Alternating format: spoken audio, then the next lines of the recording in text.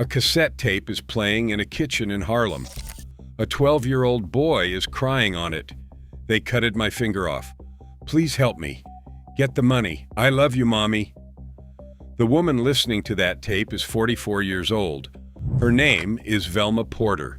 She is sitting in her apartment on West 132nd Street, surrounded by family.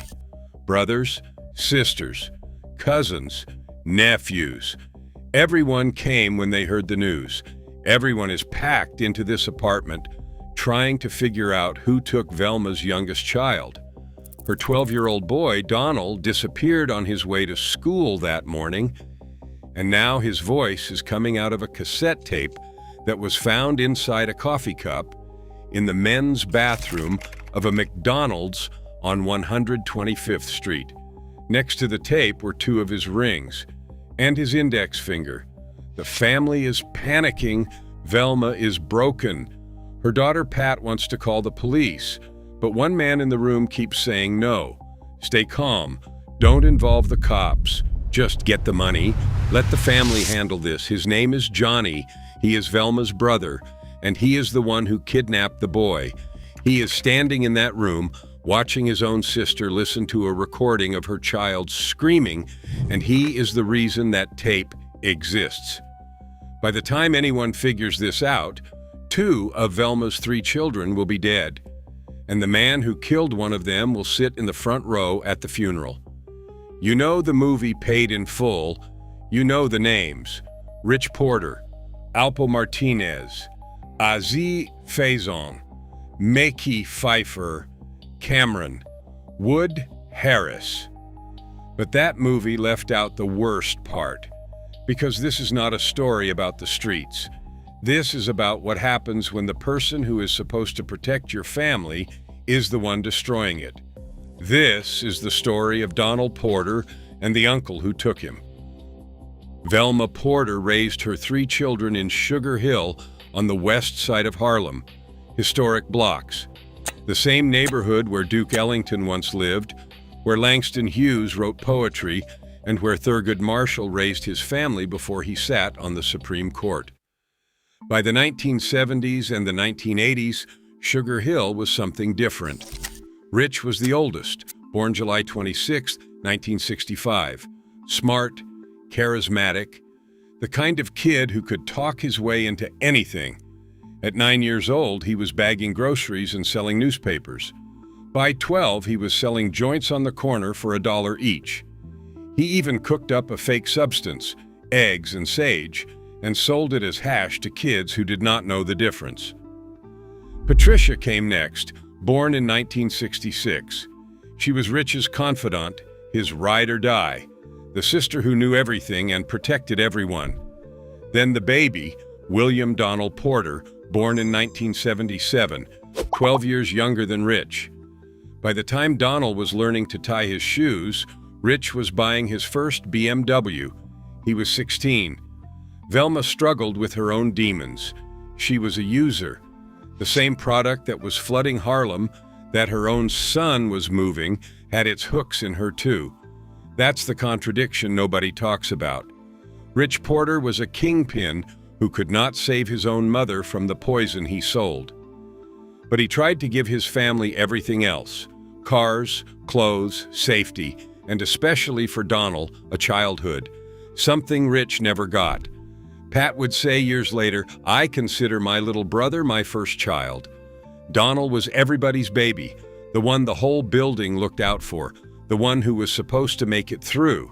He was in the 6th grade at PS 92 on West 134th Street, 2 blocks from the apartment. 2 blocks, that's all. By 1989, Rich Porter was one of the biggest names in Harlem. He and Ozzie Faison and Alberto Alpo Martinez had built an operation that ran corners across the neighborhood.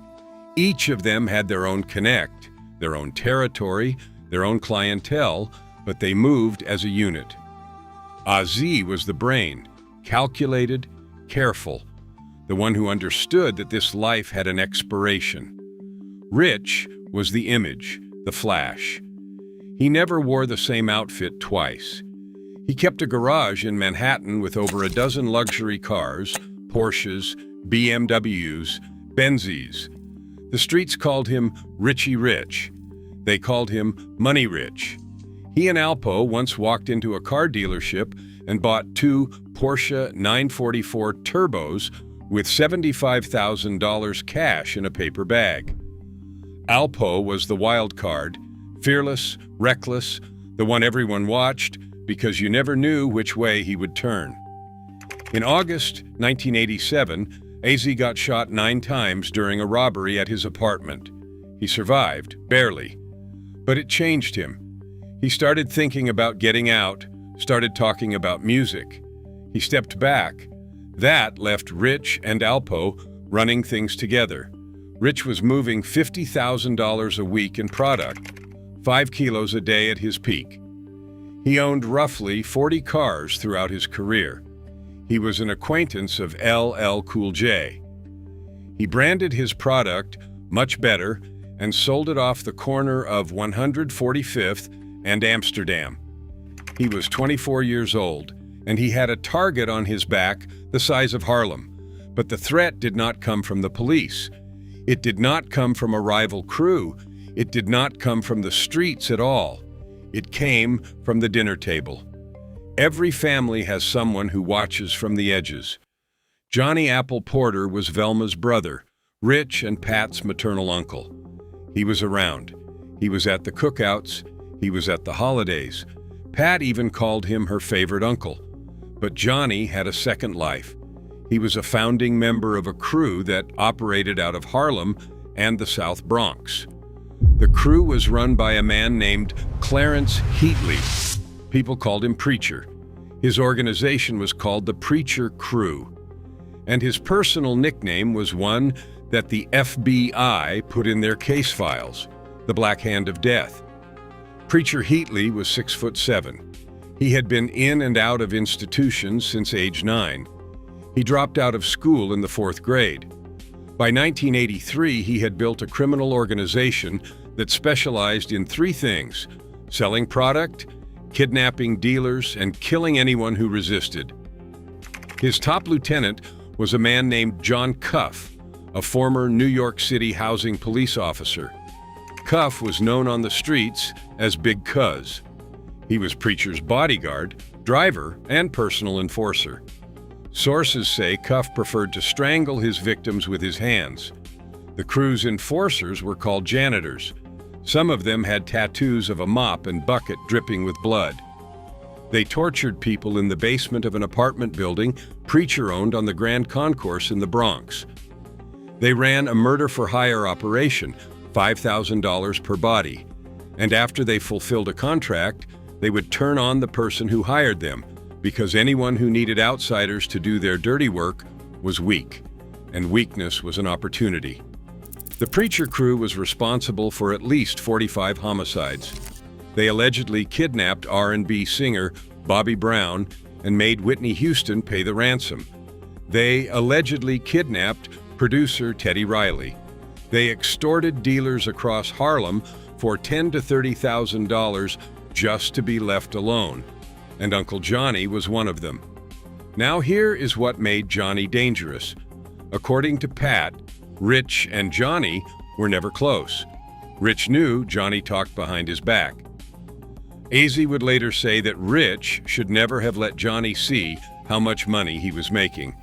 But Pat clarified the truth. Rich never showed Johnny anything. Rich never flashed his money in front of his uncle. Johnny figured it out on his own. He watched, he counted, he calculated what his nephew was worth. And jealousy is the kind of poison that does not need a dealer. It manufactures itself. It was a Tuesday, cold. Donnell Porter left the apartment on 132nd Street and started walking to school, PS 92, on West 134th Street.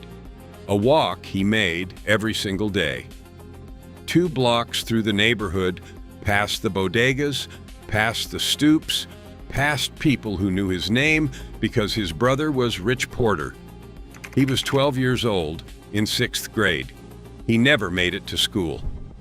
By 4 p.m., when Donnell had not come home, Velma walked to PS 92 herself. She asked the school if her son had been there. They told her what no mother ever wants to hear. He had not shown up that day.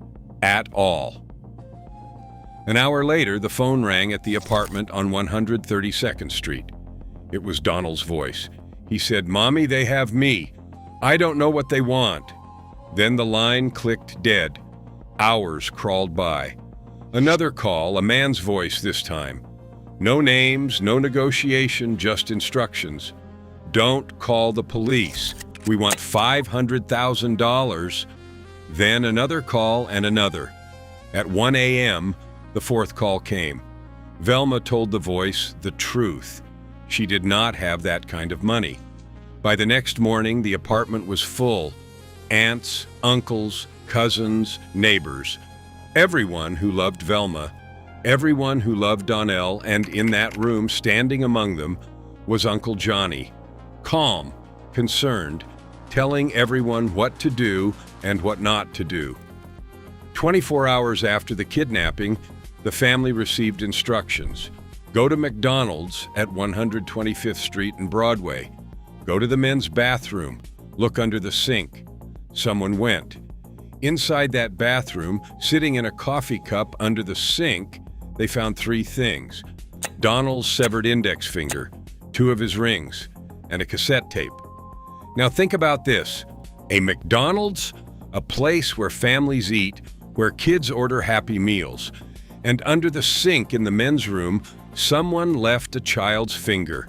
The family brought the tape home and pressed play. A 12-year-old boy's voice filled the apartment. He said, "They cutted my finger off. Please help me. Get the money. I love you, Mommy." That tape was recorded by the people who had Donnell. They cut off a child's finger, put a microphone in front of him while he sobbed, and then left the recording in a fast food restaurant for his mother to find. When Pat heard the tape, she wanted to go to the police immediately. She wanted law enforcement involved. She wanted someone with a badge and a gun to find her little brother. But Uncle Johnny, the man standing right there in that apartment, was begging her not to. He was pleading with the family to keep the police out of it. He told them to just get the money and not to make this worse. He said this while standing in a room with his sister while she was listening to the sound of her own child screaming in pain on a tape that he made possible. Pat went to the police anyway. She walked into the precinct and told the officers that her 12-year-old brother had been kidnapped, that someone had cut off his finger, that a ransom demand had been made. The officers did not take her seriously. They did not seem alarmed. They did not move with urgency. They asked routine questions in a routine way, until Pat reached into her bag and pulled out the finger. That changed the room. The FBI got involved. Phone taps were placed on the family's lines. The NYPD started tracking the calls. But the kidnappers were careful, and the calls slowed down.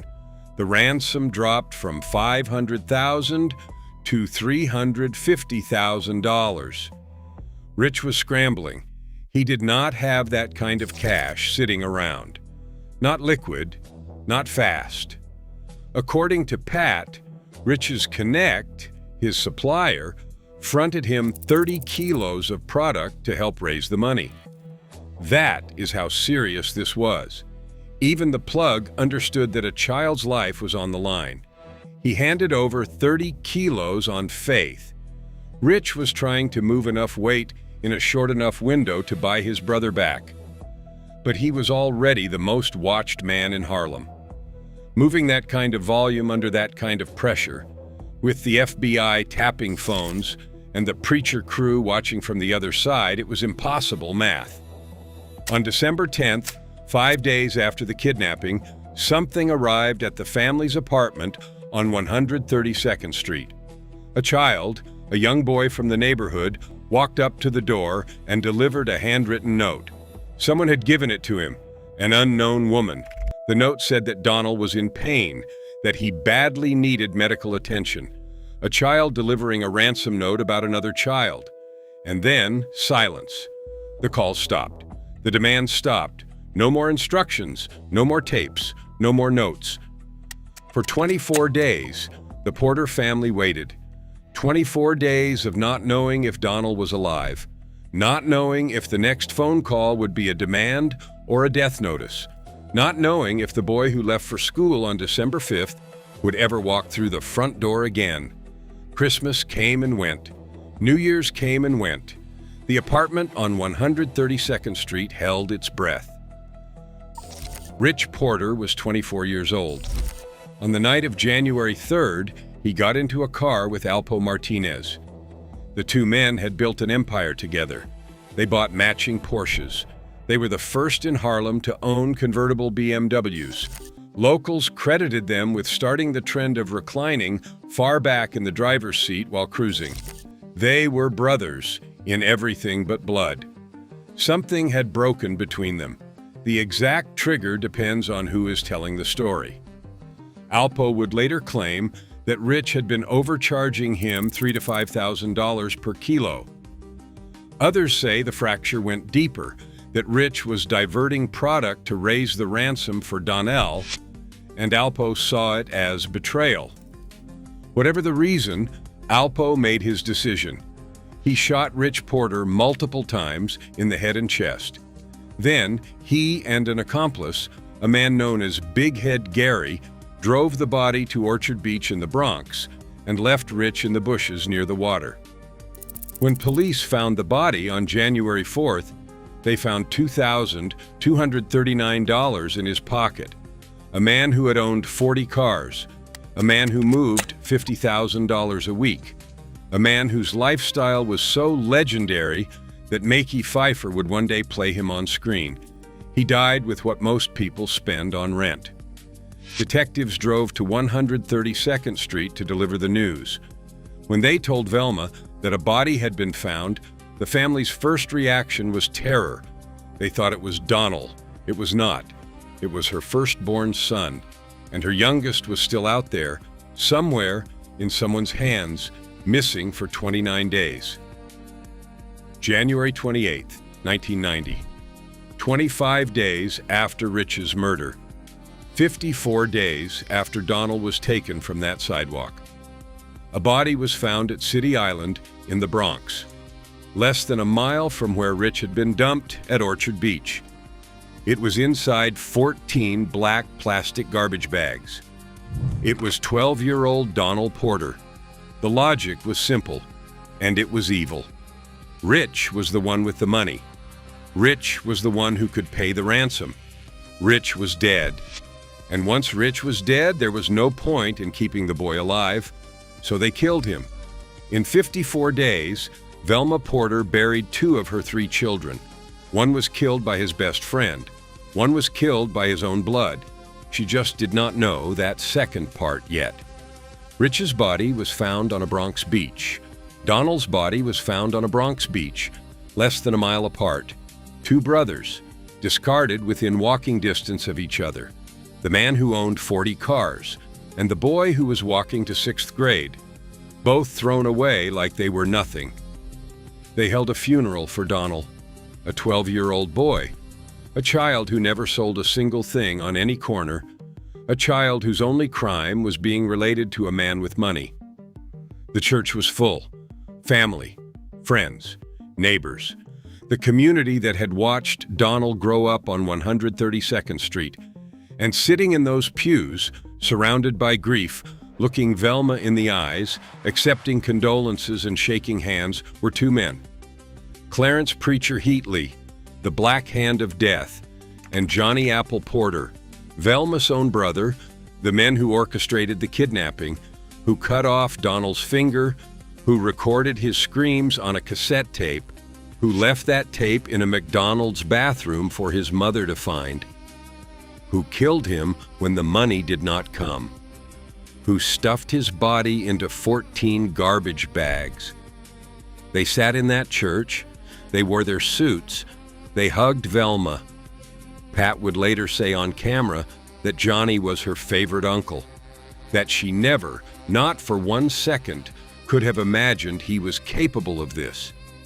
He looked her in the eyes at that funeral while she mourned the boy she had helped raise, the boy she called her first child. And he already knew what he had done. At some point after the funeral, Pat confronted her uncle. The details of how she learned the truth are not entirely public. But what is public, what Pat said on camera in her own words, is what happened when she faced him. Johnny admitted it, not through lawyers, not through a courtroom, face to face, uncle to niece, blood to blood. He told Patricia Porter that he had kidnapped and murdered her 12-year-old brother, Donnell. Pat said it was the last time she ever spoke to him. The motive was the oldest story in the world: jealousy. Johnny watched Rich live like a king while he scrambled on the edges of the preacher crew's operation. He was part of the most feared extortion ring in New York City, and he still could not stomach that his own nephew, his sister's son, had more than he did. So he used the boy as a tool, a bargaining chip, a piece of leverage against his own family. He kidnapped the child, cut off his finger, recorded his screams, stood in the room while the family wept, told them not to call the police because the police would have found him. And when Rich died and the money disappeared, he killed the boy. Because Donnell was no longer worth anything to him. A 12-year-old, his nephew, his sister's baby, worth nothing. The FBI had been building a case against the preacher crew for years. They formed a task force called C-11 with 12 FBI agents, 3 DEA agents, 12 NYPD officers, and 3 IRS agents, all targeting one organization. By the mid-1990s, the net was closing. Crew members were flipping. Evidence was mounting. The feds had wiretaps, cooperating witnesses, and a paper trail that connected Preacher Heatley to over a decade of violence. Johnny Porter had already been shot once and left for dead by his own crew. Authorities suspected he might cooperate. They were right. When the indictments came down, the case was assigned to a federal judge in the Southern District of New York. Her name was Sonia Sotomayor. Yes, that Sonia Sotomayor. This was before she became a justice of the United States Supreme Court.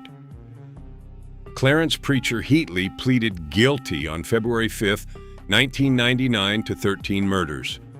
On May 14, 1999, he was sentenced to 225 years in federal prison. He is currently locked in a cell at the Federal Correctional Institution in Talladega, Alabama. He will die there. His Lieutenant John Cuff, the former housing cop who liked to strangle people, received life plus 145 years. And Johnny Apple Porter, the uncle, the founding member, the man who sat at his nephew's funeral, received 40 years. 40 years for kidnapping a 12-year-old boy, for cutting off his finger, for recording his screams, for killing him and stuffing him into 14 bags, for sitting in the church while his sister buried the child he took. 40 years. Velma Porter died in 2011, but according to her daughter, she died long before that. Pat said she expired in 2011, but she died when they killed her sons. My mother was not right. Think about what wasn't right in this context. Velma Porter lost her oldest son on January 3, 1990. She lost her youngest son on a date that nobody can pinpoint because he was already dead before his body was found on January 28th. She found out that her own brother orchestrated the kidnapping and murder of her baby. How do you survive that? You don't. You just keep breathing. Pat started something called Rich Day in the summer of 1990, an annual celebration in Harlem to honor her brother's memory. She has since renamed it Porter Day because Donnell deserves to be remembered too, because the little brother gets forgotten in this story, overshadowed by the movie, by the music, by the legend of Rich Porter. The rappers kept Rich alive. Jay-Z referenced him. Cameron played Alpo in the movie. Jim Jones dropped the song The Ghost of Rich Porter. ASAP Ferg, Meek Mill, Nas, 50 Cent, Fat Joe, French Montana, they all name-dropped Rich in their music. But who said Donnell's name? When Alpo Martinez was shot 5 times in his Dodge Ram at 3:20 a.m. on Halloween night, 2021, on Frederick Douglass Boulevard near 147th Street, Rich's niece, Laurel, said what the family had waited 32 years to say. Now my uncle can finally rest in peace, 32 years later. It's just that the pain my mother felt all these years, I've been feeling the pain with her. She paused. Every dog has their day, and today was his. I believe in karma, and I'm glad that I was here to witness it. But there's no karma big enough for what happened to Velma Porter. No sentence that fills the hole. No movie that captures it. No song that says it right. A woman lost 2 sons in 54 days. One to his best friend, one to her own brother. And she spent the next 21 years breathing because that's all she had left. Pat said it best. She didn't die in 2011. She died when they killed her sons. Paid in Full showed you the cars, the corners, the money, the betrayal between dealers. It never showed you the cassette tape, the finger in the coffee cup, the uncle in the pews, or the mother who died twice. Now you know.